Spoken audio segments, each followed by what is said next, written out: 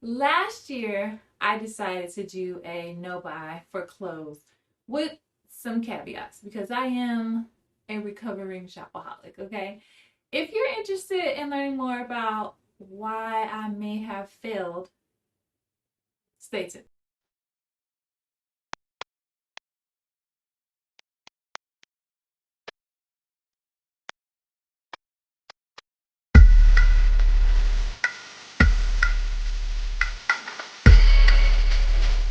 I'm Shamira, and I am, well, into a lot of things, so I'll probably end up redoing this intro every time until I get it right. But my interests include dancing, sewing, crafting, interior design, fashion, and a luxury. So if you're into that, you're in the right place. So my goal for 2024 was to halt spending on clothing. And I gave myself a little bit of wiggle room because I don't make shoes and I don't really make accessories per se, although I'm dabbling. I gave myself some flexibility in that I could buy shoes and I could also buy accessories like handbags and jewelry, right? So it was going pretty well until December 27th, which is at the end of the year. I bought a blazer right here. Now, this blazer I had been lusting over for months and months. I think even maybe the previous year. And I decided to go ahead and get it because I saw it on the real, still new with tags, and it was only about $200, which was a huge price cut from the like $1,300 price tag. Yeah. So, I had even bought the materials to actually make this because a lot of the things that I wanted, I had to make now that I was on this no buy. So that was the other rule is that I could make my clothes, I just couldn't buy my clothes. The idea behind this was that I would lower my consumption. I would start really creating a collection of clothing that I was really proud of and was really reflective of my personal style because it was made by me personally. And just really reducing my carbon footprint while also hoping to save some money. Now, I didn't have the data from the previous year, so from 2023, I didn't have any data on like spending, how much I spent on clothes and shoes and fabric. But what I found was that in 2023, there was an uptick in me sewing. And so I was sewing more, I was buying fabric, but I was also still buying clothes and shoes. And I was like, this is out of hand. Something's got to give. So what I gave up was clothing. And I was so close to being successful until December 27th. But it was on the real for $200 with the tags attached. And I felt like, it's a sustainable purchase. It's secondhand, it's consignment, and it's at a fraction of the $1,300 price tag that it originally came with. So I went ahead and bought it. I was nervous that it wasn't going to be there at the beginning of the year. So I bought it. So that is like my biggest fail. But there's more to it. So while I did a pretty good job of not buying clothing throughout the year, I was buying what seemed like a lot more fabric. So I would go fabric shopping and I would spend $200 or $300 here, $300 or $400 here, $30 here, or whatever. And I didn't really calculate how much money I spent last year on fabric. And I don't have the data to calculate how much money I spent the previous year to see, like, did I actually save any money at the end of the day?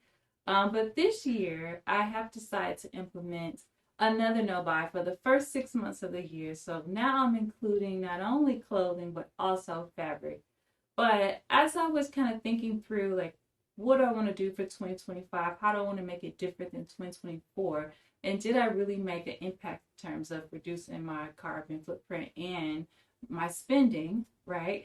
Because it's kind of like, oh, you can't buy clothes, but you can buy this. And so I just spend more energy buying this than buying that, but I'm still buying. I'm still over consuming. And not to mention that I made over 55 garments last year. So not only am I spending more money on fabric, I'm also producing a lot of clothing that now I have to store and try to find places to wear. Did I need all 55 articles of clothing? Absolutely not. So this year, I'm turning over a new leaf. I'm turning over a new leaf. So this year, I've come up with 3 goals to help me progress in my sewing journey, but also in my journey of recovering as a shopaholic. My first goal is to create more clothing that are functional and can be worn on a day-to-day basis, or at least more often. For me, I have always been more of an occasion sewist, so I like to make nice things that you can't wear to the office, but like a fun party, an art event. Those are the type of things that I like to make. But I am returning to the office a lot more frequently this year. And so I do need clothes that I can wear to work, clothes that I can wear to like business dinners and things like that. So I want to make more practical clothing this year. I want to make a concerted effort to do that. Secondly, I want to really work on more advanced techniques. So I'm working on like tailoring my jackets, using more hand stitching techniques, which is going to slow down my process and hopefully um, result in fewer garments, but better quality garments. So this year I'm really focusing on like advanced techniques, draping, and that sort of thing to really refine my sewing skills and to make sure I'm continuously challenging myself and growing as a creative. My third sewing related goal is to learn how to make patterns. So I'm really interested in producing a couple patterns this year.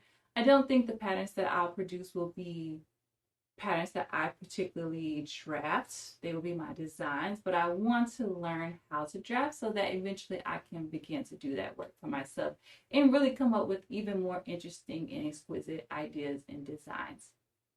So those are my 3 goals. I'm hoping that slowing down my sewing, being more intentional about sewing things that are really functional in my wardrobe, and also cutting out some of the extra spending this year will help me get to those goals that I truly want, which is being more sustainable, uh, being more mindful, and really saving some money. So I found myself in this like interesting debacle where I want to be more conscious of my spending, more conscious of the environment. So I was able to, through my nose buy, cut out, fast fashion and just like mindlessly shopping and buying things. But on the other hand, I did accumulate more fabric. And so I still have this issue of like overconsumption, but just in a different way. And I think sometimes we see that over and over again, especially when we're trying to be more sustainable, right? We promote fibers like viscose, which is a great fabric in that it's made from wood pulp and it's natural. It's a great substitute for silk. However, it's really harmful on the environment to produce. It uses up a lot of water. It has chemicals that end up in runoff in the environment, and it disrupts ecosystems. So it's more sustainable in that it's natural, but it's really daunting on the environment to actually produce that fabric. And so that kind of catch-22, that conundrum is kind of like what I found myself in when I was reflecting back on my no buy, which is why I want to implement changes like no buy for fabric and clothing, and then just slowing down my sewing in general and being more mindful and intentional about what I'm creating and how it will be used. I hope you enjoyed this video on how I failed my no buy for 2024, but still hopeful for 2025. If you haven't already, make sure you like and subscribe. Check out some of my other videos. I'll be coming back late March to check in to see where we are with our goals and efforts for the first 6 months. Did we buy anything? Did we stick to the no buy? Are we slowing down our sewing? So stay tuned for all of that and more. I do live sew alongs as well as tutorials, tips, shorts, a plethora of things. So check back.